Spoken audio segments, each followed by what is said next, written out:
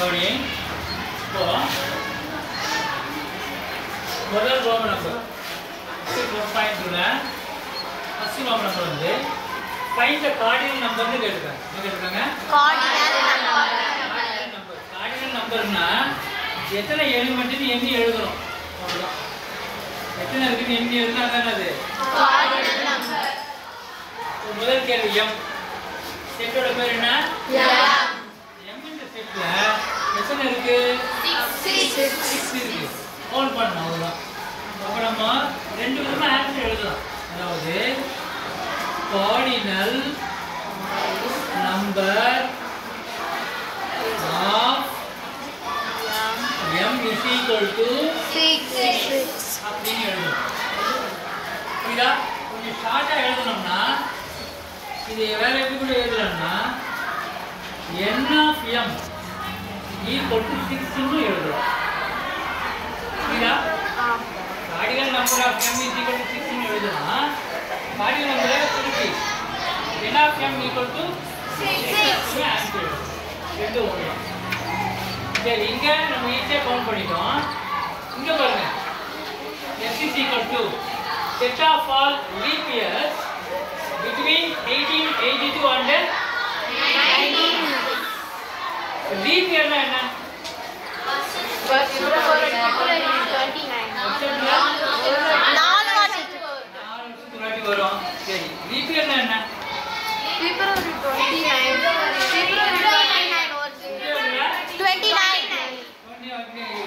சரி, leap year na enna? நாலு வருஷத்துக்கு leap year. leap year na என்னன்னு கேக்குற? நாலு வருஷத்துக்கு ஒரு தடவை வருது. leap year எத்தனை வருஷத்துக்கு வாட்டி வரும்? 4 வருஷத்துக்கு வரும்.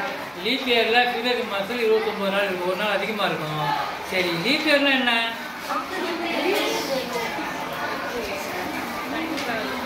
சரி, வருஷத்துல ஒரு நாள் எக்ஸ்ட்ரா வருது.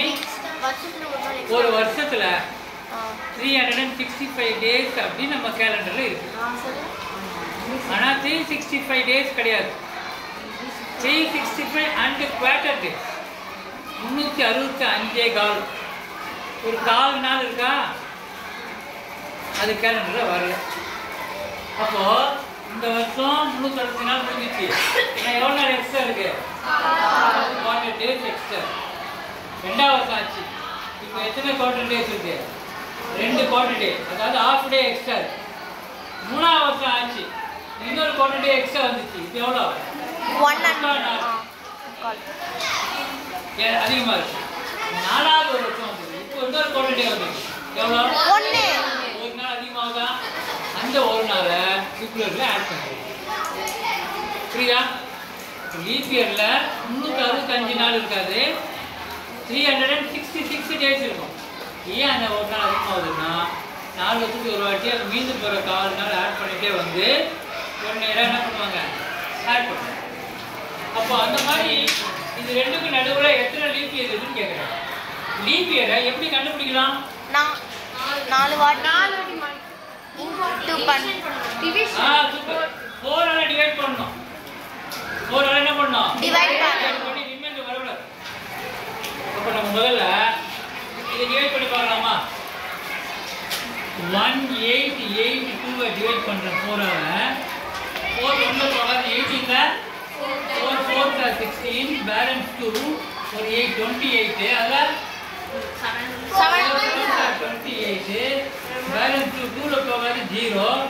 இப்போ இங்க என்ன பண்ணனும்? பாயிண்ட் வச்சா 0 போடணும். 5 இல்லனா அப்படியே விட்டுறணும். அப்ப இது கோஎஃபிஷியன்ட், இது ரிமைண்டர் வரக்கூடாது.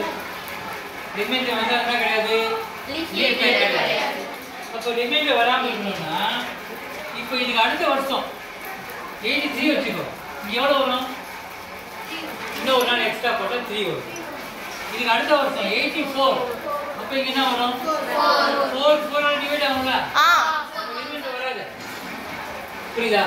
அப்போ 2 வந்துதுன்னா இத 4 ஆ மாத்திட்டு இன்னும் 2 வருஷம் சார். அப்ப நம்ம ஃபர்ஸ்ட் இது ரெண்டுக்கு நடுவுல என்ன இருக்குன்னா 1884 இது ஒரு லீப் இயர். 84 க்கு அடுத்த லீப் இயர் எப்போ வரும்? 1888. Very good. 1888 ஒரு நாள் ஆட் பண்ணனும். 88 அடுத்த லீப் இயர் எப்போ வரும்? 1992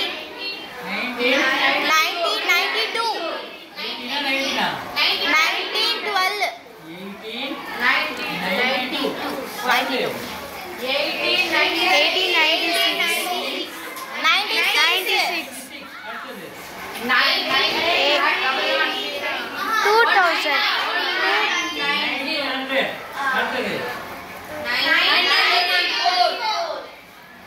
அடுத்தது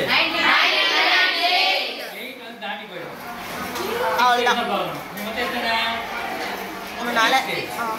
அப்போ கார்டினல் நம்பர் எழுதலாம், அப்படின்னா என்னன்னு எழுதலாம் இல்லையா? n of x எவ்வளோ? 1 2 3 4 5 இதான் x. இது என்னது? எத்தனை 6 இருக்கு? என்ன ஆச்சு? எல்லாம் புரியுதா? காப்பி பண்ணிக்க.